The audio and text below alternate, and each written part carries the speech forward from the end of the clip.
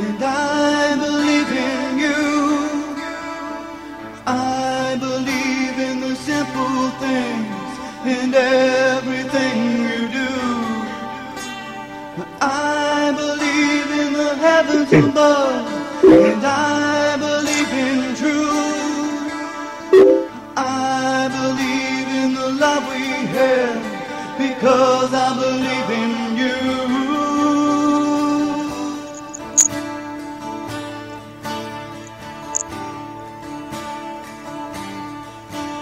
So tell me, do you feel the way that I feel? And tell me, would you give what I'm willing to give?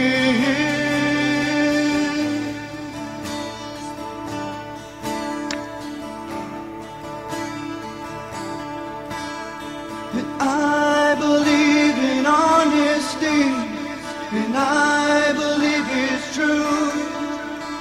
And I believe if you set it free, it will come back to you.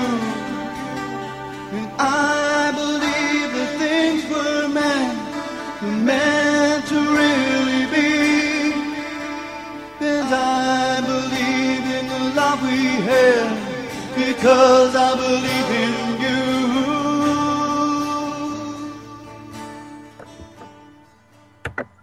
Hey everybody, welcome to UCY.TV, Cancer Kickers.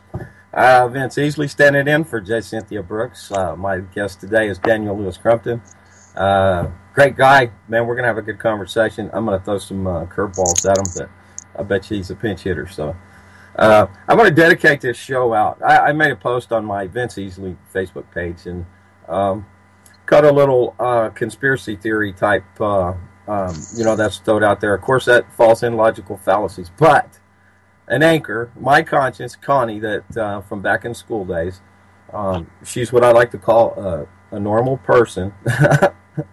So I do have some anchors, what I like to call anchors. I have a very wide variety of opinions and information that I look at. I try to remain outside of a confirmation bias, but of course that's probably sometimes hard to do. So Connie, this show is dedicated to you, and I think what I'd like to do is throw that curveball at Daniel. I think he's got a bird over there. Yeah, you hear Grace, huh? I do. Is that a parrot? It's a parakeet. Oh yeah. Tell her I said hello. Oh man, if I get her talking, she'll never stop. Right on.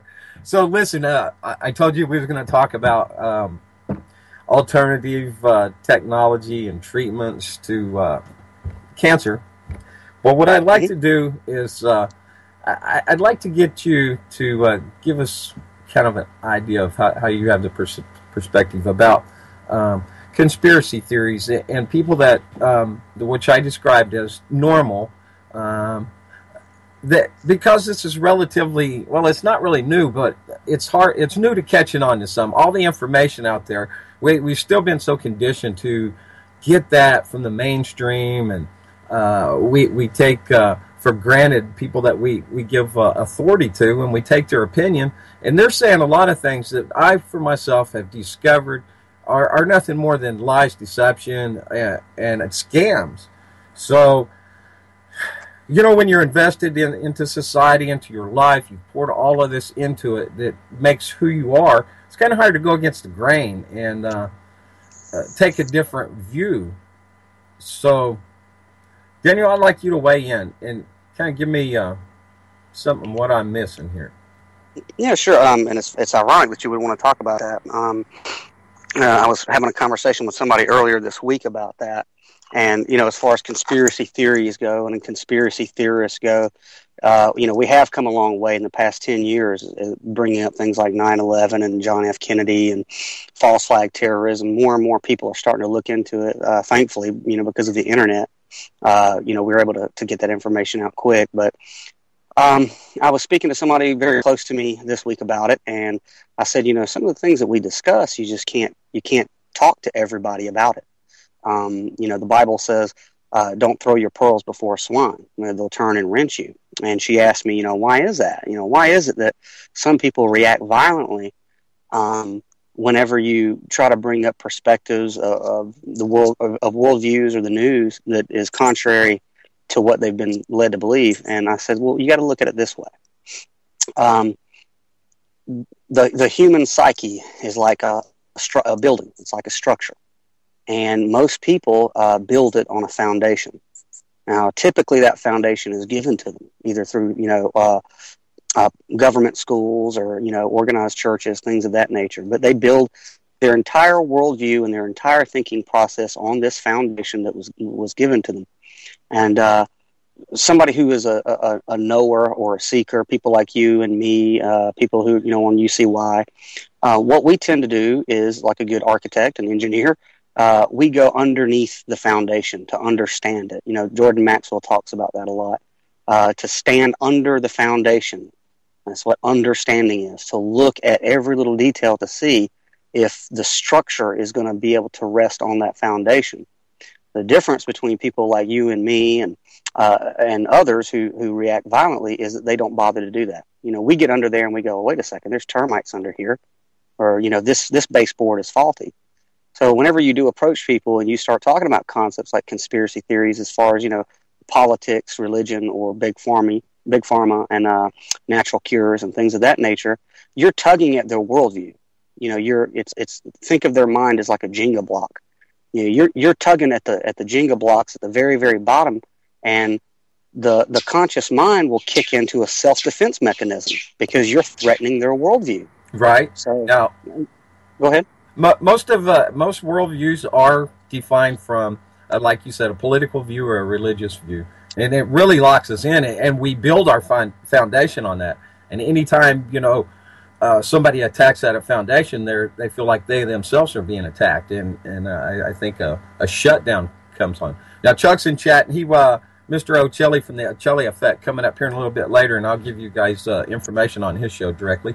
But he asked you, Daniel, why a pearl of wisdom is a pearl too, as well. That is.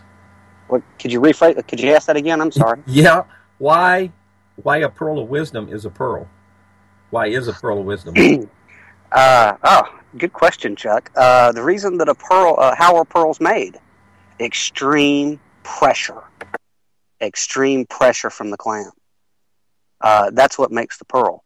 And anybody who has wisdom has to experientially firsthand gain it. And it's not always easy. It is not always easy. You can't really, I always used to say, don't ask a fat man how to, go on a diet or how to lose weight. He doesn't know. You know what I mean? Well, he's just, I might contend with that because a lot of times people, they know a lot about a lot of things. If it applies to them, they're going to look at a lot of information, but not necessarily apply it. Right. So let me kind of bring that into with focus, because the cancer industry is so big. Okay. Yeah. And first of all, I would like to give a disclaimer: UCY or nobody else has anything to do with what I'm saying or what Daniel's saying. We're having a discussion. This is not medical advice at all. My advice is to do a search for yourself and an examination. So. Right, and I'll add a disclaimer. I can only tell you, as far as natural therapies and things like that, I can only tell you what's worked for me and those around me. If it helps you, then feel free to use it. But I'm not a medical doctor. I just, medical doctors tend to only really be experts in the field of trauma. They're pretty good for giving you some stitches or setting a bone, but other than that, they really don't practice medicine. But that's just my 2 cents. Yeah, anything that I say is just based off of firsthand experience. If it helps, please run with it. Absolutely. So with that, we see the cancer industry. Supposedly, they have sought a cure for a few decades now, since cancer began, and they're using the very same treatments that they've used all in all, by the AMA and approved by the FDA and just certain things. And when you start getting into the realm of alternative cures, so-called cures, but I don't like that word really. You're not curing cancer. You're correcting the symptoms. So I'll continue. So most people are led to believe that, these alternative methods are, it's really way out there and only a chance that something might work. It's just like, a shot in the dark type Hail Mary. But in fact, with all the information that's so available today, and a big shout out to Ty Bollinger, the Quest for the Cure. He wrapped up here just the other night, 11 segments. He allowed the 24-hour viewing of each one, and I think they're going to put it all together. And a little later on down the line, I'll be sure to come back with information on where to find that. I might go take a peek here when I hand the mic back over to Daniel.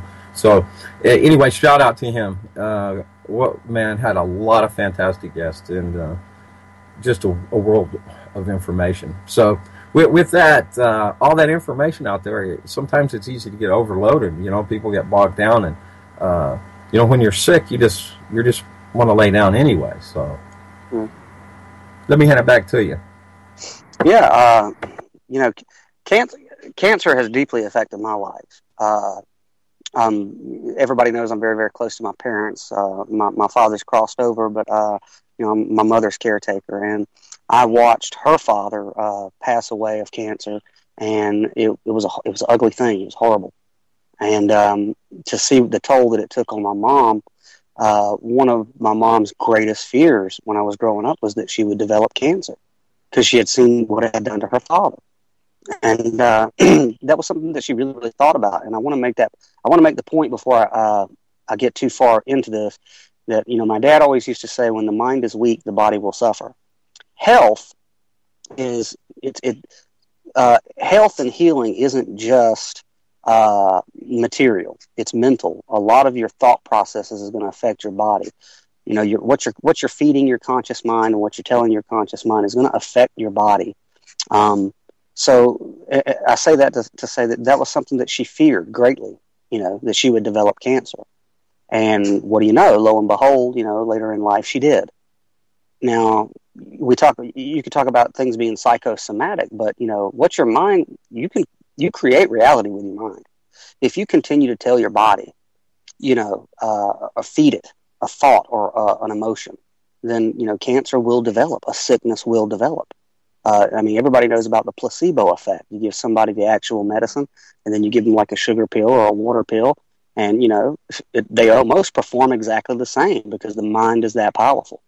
So she did develop cancer, and at the time I was uneducated in this area, and, I watched her go through chemo and radiation and lose her hair and become bone thin and, constantly in the bathroom vomiting, take a pill to take a pill to take a pill to take a pill, It was horrible to see that. Thankfully, they did manage to shrink the tumor, and everything was fine for a while. And a few years later, she developed cervical cancer again. It came back. Thank God, I had the common sense to know to use the internet as a tool. And I was just convinced. I had convinced myself that I was not going to lose my mother to cancer, period. There was no other alternative. It was not going to happen. I wasn't going to watch her go through chemotherapy again. I wasn't going to watch her go through radiation again, period. And they gave her 6 months to live. They said, well, you'll live for 6 months. It was cervical cancer. It went from the size of a golf ball to a grapefruit in a matter of weeks. It was extremely aggressive. And she didn't want to do chemo and radiation because, she remembered, from the first time.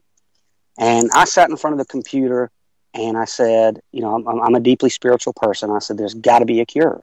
There has got to be a way to treat this.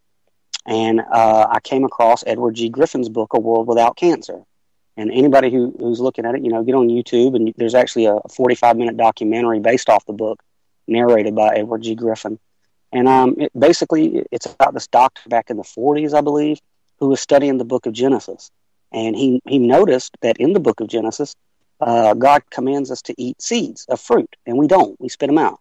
So he said, well, that's curious. Let me look at this. So he started looking at fruit seeds, specifically apricot kernel, and found that, inside of it is a high dosage of vitamin B17, the technical term is Laetrile. And as he did his clinical studies, he found that, inside, encapsulated within the vitamin is cyanide, but the only thing that can release it is a cancer cell. So whenever it hits a cancer cell, the vitamin opens up, the cyanide eats away the tumor. And where radiation and chemotherapy will shrink a tumor, most cancer patients don't die from the tumor. They die from where the tumor ate the healthy cells.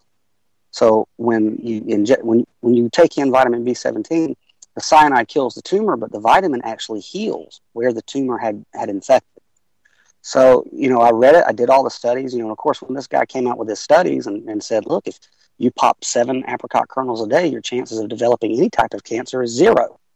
If you have cancer, it won't go into remission. It will go away. And in cases like my mom, where you have 6 months to live, you have a 10% chance of survival, which doesn't sound like much, but it's still more than chemotherapy and radiation. So, I told Mom about this, and I said, you want to give it a shot? I mean, it's worth a shot, right? And of course, whenever you have a physical illness, when the mind is weak, the body will suffer. But when the body is weak, the mind will suffer. They're interconnected. She said, do you think it'll work? Basically. And I says, yeah, I think it'll work. If we believe it, as she said, I wish I had as much faith as you. And I said, well, I'll have enough faith for the both of us. So we started administering vitamin B17 with her.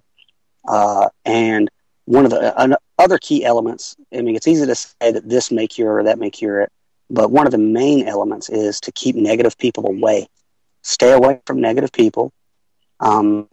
Music, happy music. Your emotions heal the body. How you think and how you feel has powerful, powerful healing properties. Sing. So that's what we would do. We would fill the house with music and light, and nobody was allowed to come in and frown. Nobody was allowed to cry. Nobody was allowed to do any of that stuff, period. And that was 8 or 9 years ago, and she's been cancer-free ever since. It didn't go into remission. It just went away. And, she doesn't even have to see her cancer doctor. They would do scans on her, and they say, we know it still has to be there. We just can't see it with a microscope. We just can't see it. Yeah, it's there. And everybody has cancer cells in them, and that's part of your body's defense system, I think, from what I've come to understand. Yeah, cancer lines a woman's womb whenever she's carrying a child to protect the child. And it's supposed to go dormant, but because of the food that we eat, it doesn't have vitamins and nutrients because of the chemicals in the air and the water. We're bombarded with this stuff. That's why cancer and diabetes and all these disorders are up on the upswing, because our bodies literally are not getting the nutrients and vitamins that they need. They're just not. Right. And I've got some really, really good news. I went to Ty Bollinger's Facebook page, and hey, they're going to rerun this due to popular demand for the next 48 hours. So you can go to the truthaboutcancer.com live replay. Use your search engine there, or find Ty Bollinger on Facebook with Cancer Truth, and that's pretty great. They were running them for like a 24-hour period each episode. So, and I would suggest downloading them for yourself. So you could get review and go back and review for this. But I think you probably release this for, ask for donations at least at some time or another. But that's a terrible word. Shout out to Global Earth Guy. He says the G word with a double O and another G on the end of it. I like to use the word search engine. Yeah. No, the Google is kind of a generic name, of course. There's a lot of different approaches to addressing the symptoms of cancer. Beyond the Laetrile, the vitamin B17 that comes from, like you said, the apricot seed. There was before the modern age, of course, influenced remote regions in northern, I believe it was Pakistan or Afghanistan and Iraq, somewhere across that part of the world. There's some people, they ate the pits of the apricots on a regular basis. Welcome, Becky. I'm glad you made it. And they never had experienced any cancer at all, and that's some back in the 1900s. Yeah, exactly. Edward G. Griffin talks about that in his book. It's this tribe, I think it's in Brazil, and their currency is apricot kernels. And there has never, in the history of this tribe, never has there been a documented case of cancer. Never, not once. I don't know about now if they're, of course, eating processed food. I was looking at I believe Jules might have posted this, but anyways, they were showing the inside of the stomach and showing the digestive process of processed foods versus whole foods, and it's just so fake, you know. It's not a wonder, because most of us, we have I'm sorry, I got interrupted. Earth Guy, which link? It's right up there in chat, thetruthaboutcancer.com, and also I did drop the link to YouTube for G. Edward Griffin, All A World Without Cancer, the story of vitamin B17. Yeah. Also, another one, and I haven't used this for treatment or anything, but I did try it for a while and found really great results. But there's something called baking soda molasses. Mm-hmm. And essentially what it is now I used aluminum-free baking soda. But you just take a spoonful of baking soda, put it in some mineral water, shake it up and drink it, and that oxidizes the blood, you know. There's several people who swear that it cured their cancer. And, you know, they add...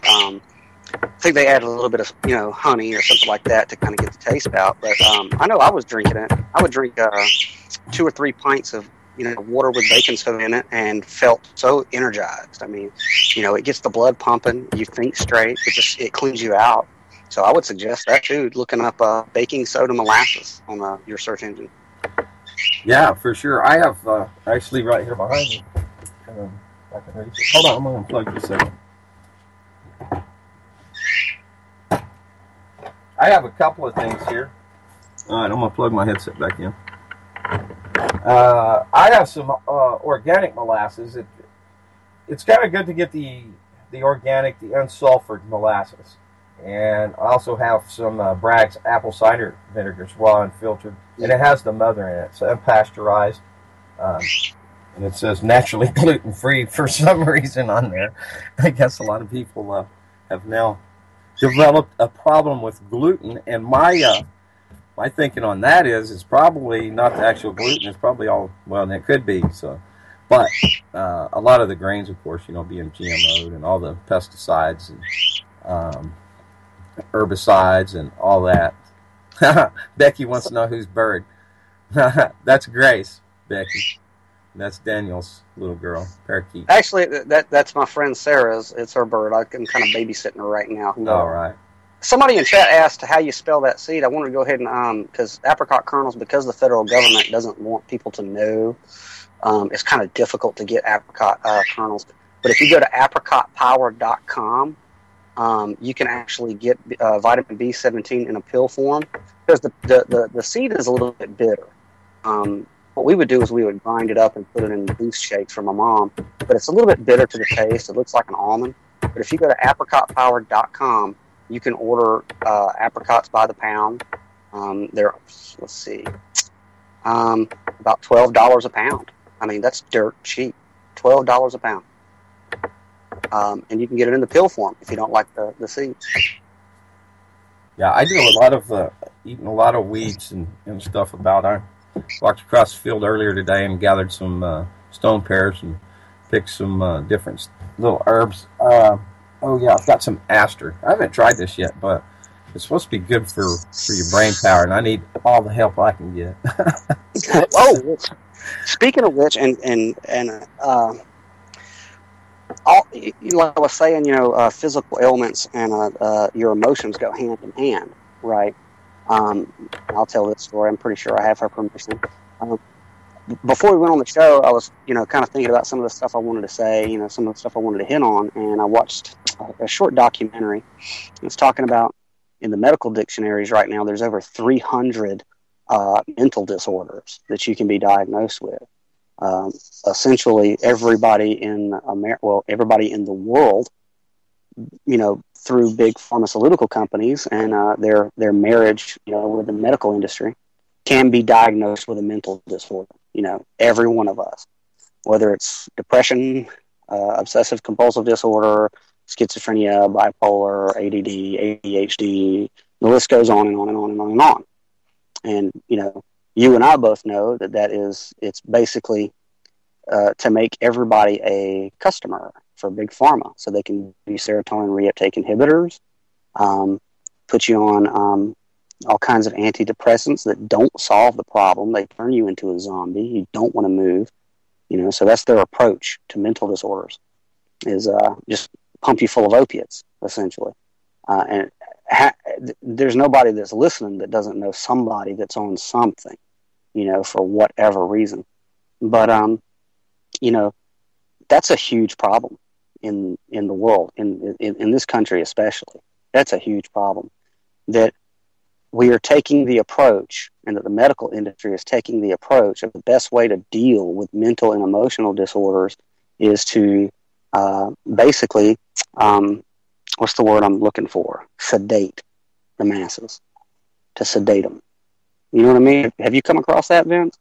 Yeah, I gave up doctors and pharmaceuticals, I guess for about a year now.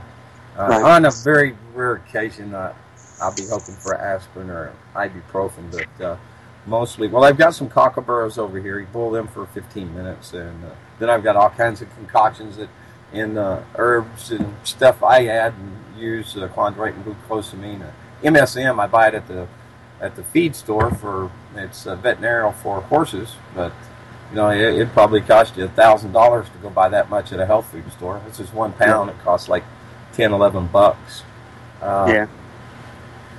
But as far as people back in the days going to the doctor's office, people were just, look like death. Yeah. Big, fat, lethargic. Just look like they're being poisoned, and they start out with one prescription and end up on 5 more before a year's done. And just to me, it just doesn't make sense. Yeah, and one of the things, if you pay attention, like I know people who are schizophrenic and they put them on lithium, and if you look on the side of the bottle, it says avoid sunlight. Okay, avoid sunlight, like a vampire. You know what I mean? But not only that, but it attacks the pineal gland or the pineal gland, however you want to pronounce it. Those chemicals attack that. They don't solve the problem, and then most of the people who end up taking those sorts of things end up committing suicide.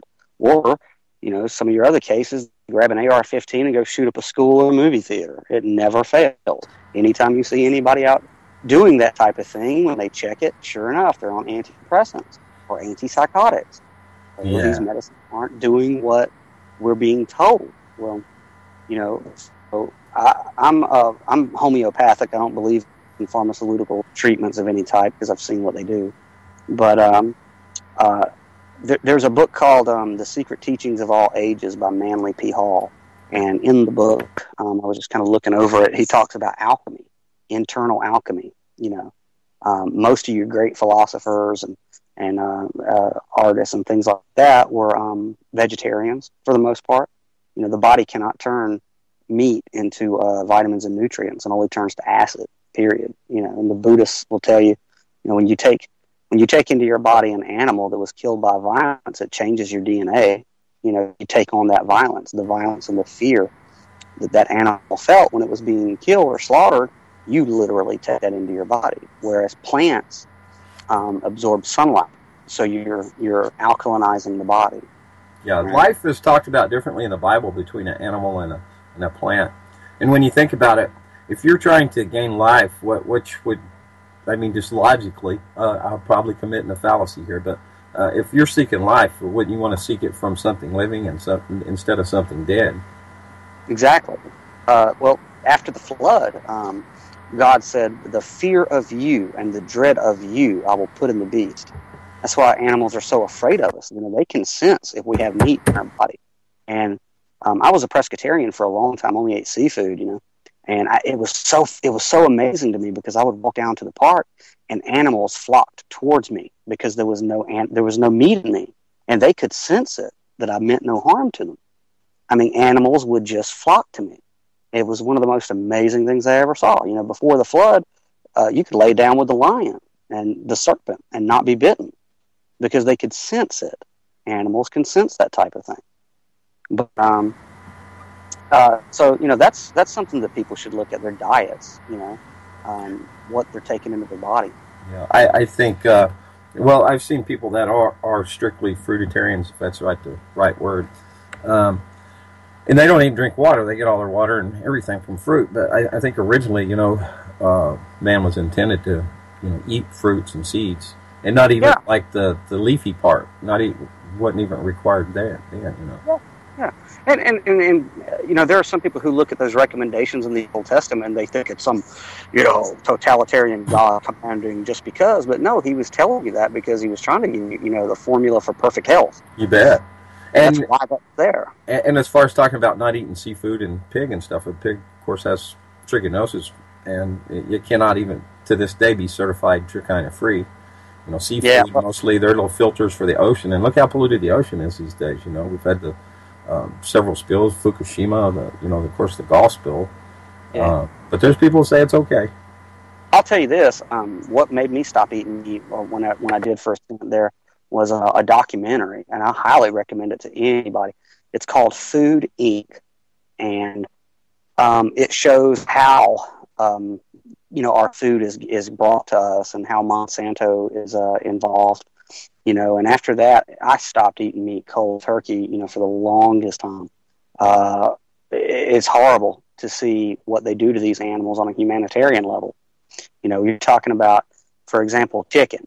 These chickens are born and bred in complete darkness. They're injected with hormones.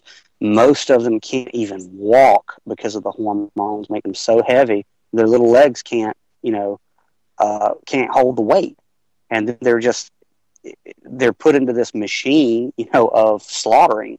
And it's just from the minute that they're hatched till they're, served up on the plate, their entire life is trauma and fear and darkness. And then you're going to eat that. That is literally, the Native Americans would say you are what you eat. It's true. America is the biggest consumer of beef in the world. And then we wonder why everybody in America acts like cattle. There's a correlation. There's a big correlation, and taking, when you start to like getting back to emotional disorders and mental disorders, I'll tell this story because it's just an absolute miracle to me. I met a young lady about 8 days ago by the name of Sarah, very, very special. And right away, me having been through like post-traumatic stress disorder, I had that after my father passed, and refused to go the clinical route and chose a homeopathic route to cure that because it's curable. Didn't take me but maybe 2 seconds to recognize trauma, and, pale complexion, weak, tired, sluggish. You know what I'm saying? It's physically and emotionally draining. And then that affects your diet. And, very, very quickly, I wanted to help. She accepted the help. So we went on a vitamin and nutrient supplementation regimen. I went and got a pill kit for her and got the essential, calcium, vitamin B, fish oil. There's a supplement called DMAE that I recommend to anybody who's suffering from emotional or mental disorders to help you. It helps equalize the left and the right hemisphere. It's all natural. Helps you to really, really focus. If somebody who, and this goes for people who are suffering from cancer and diabetes too, your thoughts are going to be scattered. You're not going to be able to focus on one thing at a time. And DMAE really, really helps a person to focus, to really, really focus. So we put her on that. Calcium, some zinc, base metals, stuff that she wasn't getting from her food. So we had that going, basically to repair the body and to rebalance brain chemistry. And of course, I surround her with happy music and laughter, things of that nature. But the most important ingredient to any type of healing is love, unconditional compassion and love, for people who are in any type of illness. And in the span of 4 days, she looks like a completely different woman. Completely different. There's color in her cheeks. She's bouncing around. She's smiling. She's laughing in just a few days of rebalancing the body's biochemistry. Just a few days. It's a miracle. Now, had she not met me, somebody who has this knowledge, then chances are she probably would have ended up seeing a psychiatrist. A psychiatrist would have said, "Oh, you're suffering from, this or that or this or that." Gave her 50 diagnoses, and here's some patents. Go, Now go be a zombie. You know what I'm saying?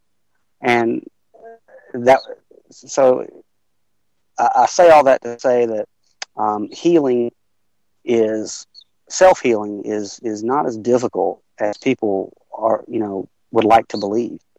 And there's alternative. And I'm glad you and Cynthia do this show because, there are so many people out there who have been victimized by the medical industry in that fashion.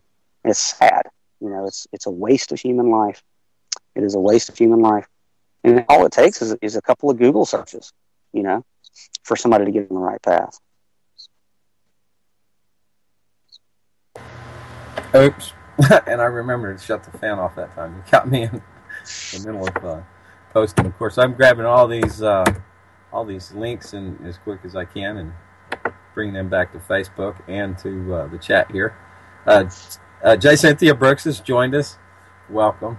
And she's feeling under the weather. So we're very proud to stand in and grateful. And I love talking with Daniel.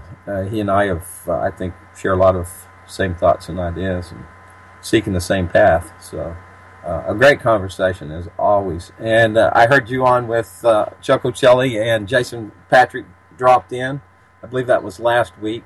And Chuck's coming up here after us, and I had that. Now I got to go back to Chuck's page and get his guests. But I'll grab that here for you and just let y'all know I did drop that in chat. Y'all stick around here in about, I think, 2.5 hours. Chuck Ocelli. He's doing a JFK thing tonight, right? Let's see. He has Brett Holland. He's an author and host of Friday night of Night Fright Show. Host of Night Fright Show. And he will be the live guest with Chuck Ocelli and on the Ocelli Effect. I'm sorry, I'm talking and reading, and sometimes I get to give myself the Ocelli Effect Award for tongue-tied. Chuck's a fantastic host. He's way too modest, way too humble. Way too modest. Let me go off on Chuck for a minute. Thank you. Chuck, me and Chuck, we speak a little bit off the air, and I'm going to tell you something. He is just the salt of the earth. The guy is a genuine. He's, me and him I'm very glad to call him my friend. Very, very glad. And some of our conversations are some of the most in-depth and enlightened. And me and him, I love going on his show. I love talking to him. He's the greatest of guys. Got a beautiful family. Been through so much. Me and him are on that level. And, he's like me in the sense that, everybody tends to go through pain and suffering in their life.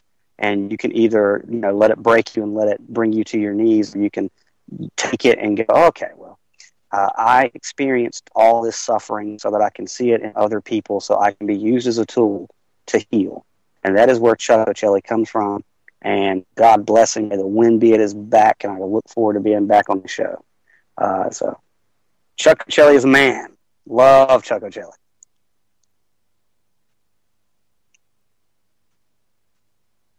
Absolutely. It was almost perfect timing. I had to step away for just a moment. And then I was juggling the muted mic. No worries. Hey, man, we've almost gone through an hour. Let's see.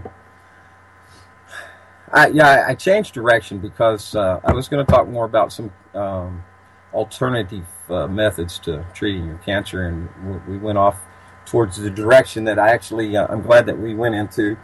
And that's let's talk about how we can get a person to.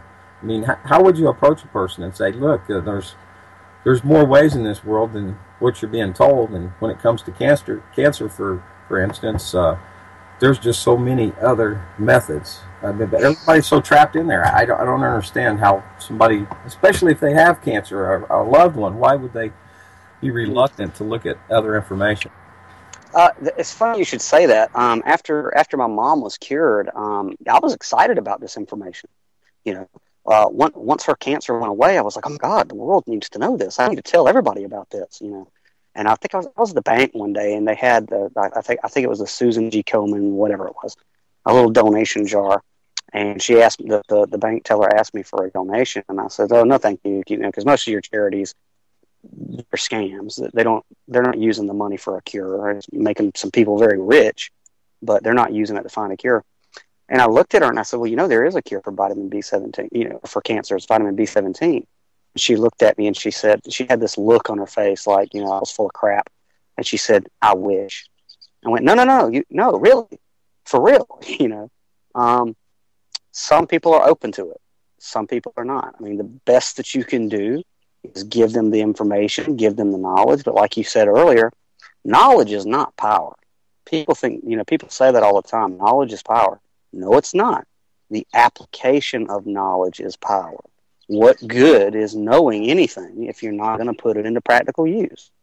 So I think the best that we can do is be messengers and tell people and, point them in the direction of the research. But at the end of the day, a person's health, be it mental or physical, is really in their own hands. So, give them the information, pray, hope that they look it up, but that's the best that we can do. You can't force people to take care of themselves.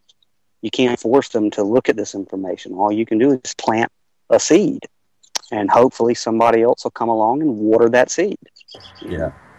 Cynthia says fear from big pharma is a big factor. And talking about what you were just talking about, she says she gets that every day, Daniel. Yeah. And I was actually warned by I go to a place called Natural Therapies here in Robbins, Georgia, for my supplementation, and a gentleman that works there said, you better be careful who you tell about the cure for cancer. The federal government will come after you if you run around talking that. And of course, me being me, I don't care. You know what I'm saying? I have to obey my higher calling. I don't really care what the feds do to me as far as spreading this information. I'm going to scream it from the rooftops. But I think like this show and having a show about cancer and natural therapies every week is excellent. So what I would suggest is anybody who's listening, share these links on Facebook. Send it. All your family's on your Facebook. Share it. Send them a link to this show, to other shows, Bollinger's show. Send them a link, to Edward G. Griffin's World Without Cancer. All you can do is spread the knowledge and hope that people listen to it.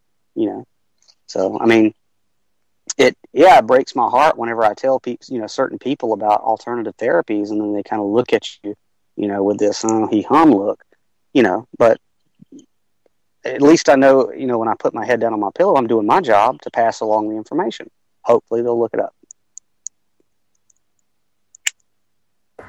Roger that. And let's see, I'm 22 minutes late on the 420 report from the Buzz Beaver. So I have nothing in front of me. But anyways, that goes to cannabis. And, man, what a fantastic plant. It's not all about, and I'm typing and trying to. Yeah. I could go off on cannabis, man. Go for it. I'm going to go find something. Actually, I was looking for a specific group over in Ireland, so I'm going to go find them and find something that they've posted and give them a shout out. No worries. I don't understand. We have that as a Schedule 1 here in America. Okay, you can. I've talked to you about it before. I thought it was despicable that my dad was in a lot of pain, had a lot of arthritis in his hip. And they were so ready to write a prescription for hydrocodone and painkillers, and that's perfectly fine. He could go down to the pharmacy and get legal cocaine. But as far as an herb that has healing properties, that's in the Bible commands us to take it into our bodies. It's called the God Plant. It has so many healing properties for the mind and the body. If all these vets that are coming back from Iraq with post-traumatic stress disorder, they want to pump them full of antidepressants. No, it's ridiculous. Anybody who's all of us listening, we know nobody in the history of the world has ever overdosed from cannabis. That's just ridiculous. I've never heard of anybody on cannabis robbing a bank or beating their spouse or anything like that. It mellows you out. For somebody who has post-traumatic stress disorder, it is a wonder herb. Absolute wonder herb. It keeps you calm. It keeps you from flipping out. You know what I'm saying? I know that a lot of people that I know who were addicted to, and addiction with opiates always starts off easy enough. You genuinely have an ailment. It's either arthritis, whatever it is, injury, car injury, whatever. Starts off easy. They'll write you a prescription. You pop it. You feel a little bit of euphoria. It masks the pain. It does not heal the injury. It just masks it. And after prolonged use, the body gets so used to it, you have to continually up the dosage. and then it becomes an addiction, a bad addiction. Opiates it's a demon, man. It's a demon in a little pink bottle. But I knew several people in my family, some who had back surgery, some had arthritis, that were addicted to it. They didn't want to admit that they were addicted. And, whenever you start to come off of opiates and stuff like that, the brain it wants it. It craves it. So it makes you believe that you're in more and more pain, so that you'll do everything that you can to go and get it. So when I started to notice this, in people around me, I started researching, okay, well, cannabis is it's a healing herb. How can we use this for pain? And one of the things I came across was you can make a cannabis tincture. Now, if you smoke cannabis, you only get about 10% THC. So I wanted to get some people off of painkillers on the road.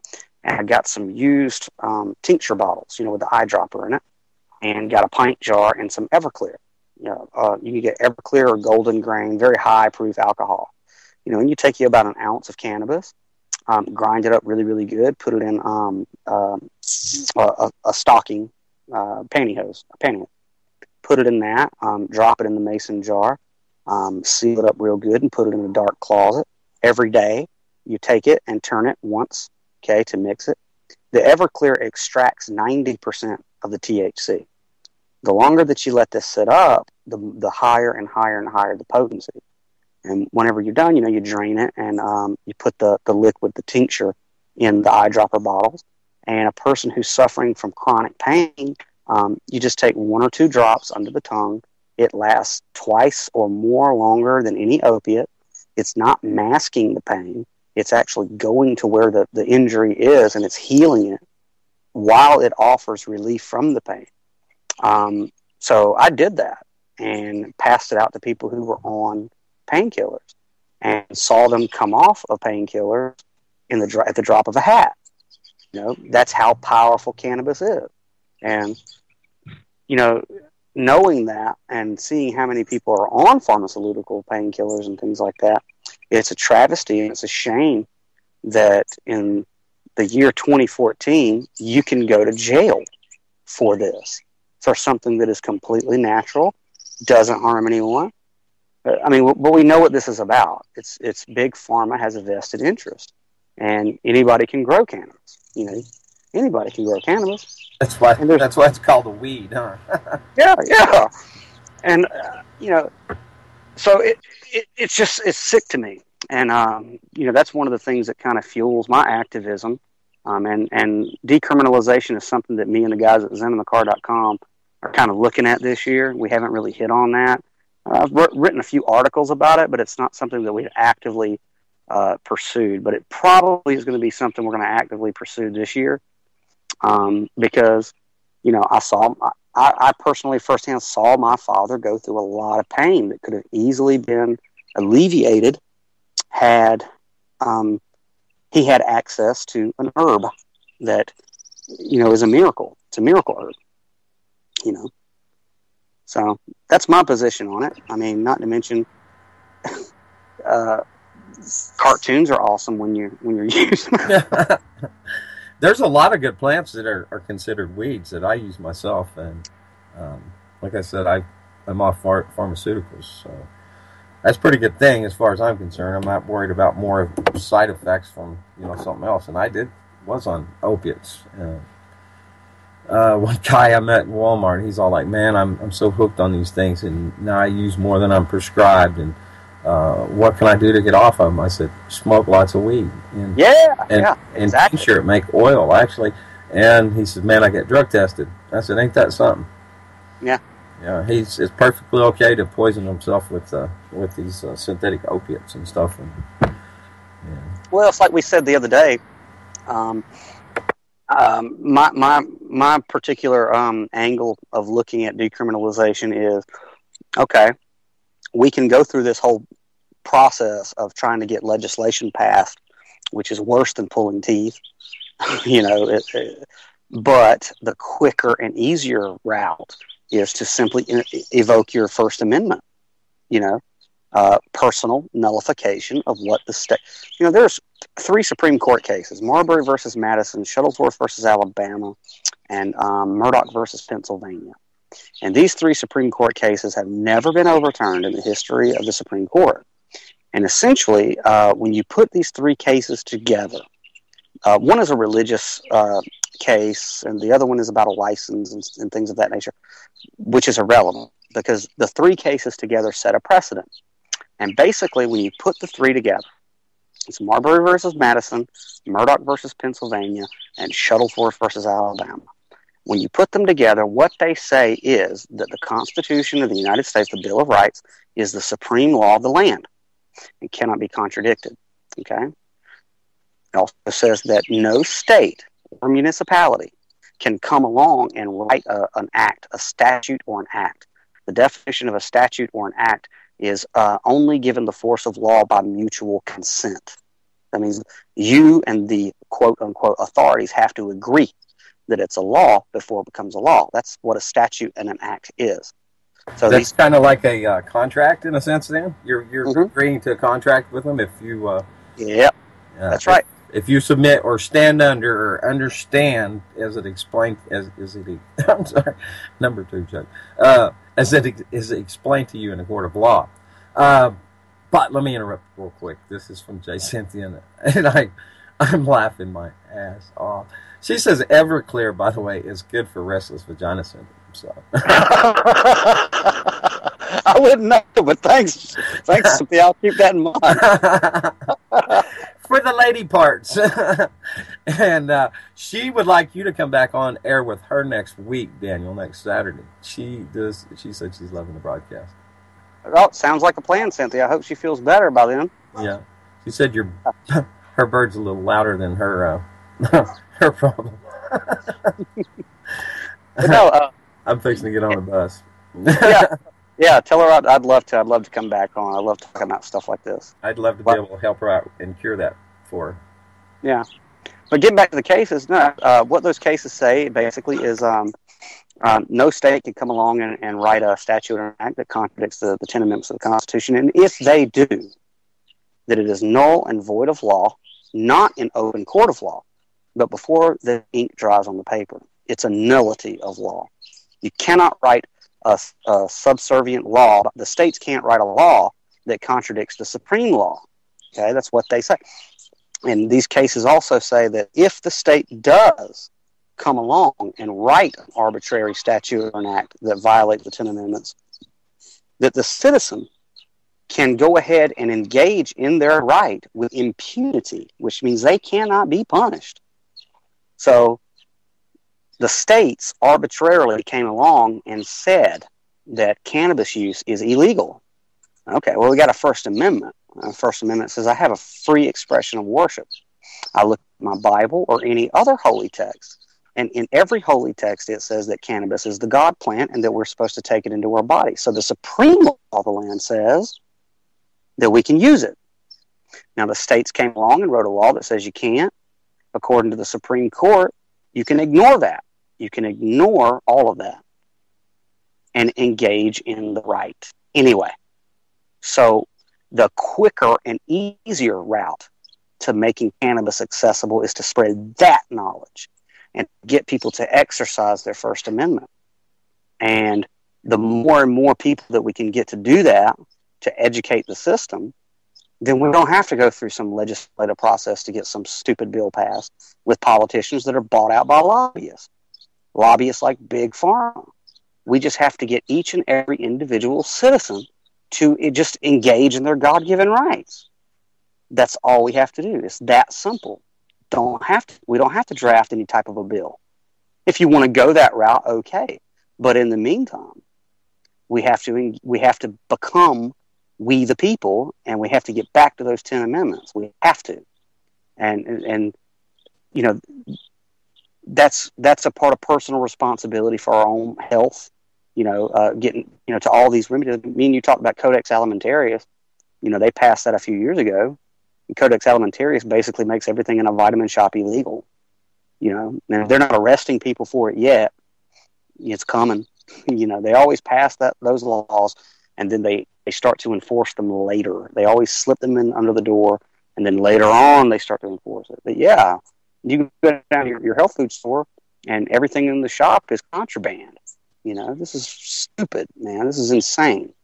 And I don't know, Vince. It's to me, I look at things like this and I go, what is going on? Why does our government want us sick? Every one of us sick. Why are they putting this stuff in our water and in the air? They want us mentally weak, physically weak. They want us depressed. It's sad. It's real sad. Yeah, when you say that, some people would say, what? Our government ain't trying to do any of that. But when you realize an examination of what government is, I mean, government itself doesn't actually exist. It's not a physical place you can go to or touch or anything. There's people that act in place of government, and as an examination would show, certainly they do not act in the best interest of those that they are supposedly representing. It's very clear that they're in part of a big machine that caters to those special interests, lobbyists and groups, and all get sent to control. That is absolutely correct. Yeah, and what's funny about it, everybody knows next week, you guys be praying for me. I have a huge court case I have to go and defend myself in next week for walking my dog in a public park 10 minutes after curfew. I was arrested and I'm in jail for three days and 3 nights for walking my freaking dog. I saw that. And it was like 10 minutes after the park closed or something like that? Yeah, it was 10 minutes after curfew. I was there. There was somebody in distress. And, the cop came, ordered me to come towards him, asked me to identify myself. Of course, I don't carry identification. I'm not required to. This is not Nazi Germany. This is America. And when he asked me to identify myself, I said, Fourth Amendment, I'm not going to do that. And the minute that I said, Fourth Amendment, he goes, you're under arrest for obstruction of justice. What are you talking about, man? I'm not obstructing justice. I'm holding justice. Before you take an oath to the Constitution, maybe you ought to read it next time. Before you go around doing that. But when I said Fourth Amendment, and when they started asking me questions, I just held up my hand and I said Fifth Amendment. I'm not going to talk. And he says, "Oh, you want to play the game, don't you?" And I looked at the guy and I said, "My rights are not a game." And that's the way that we all have to start being.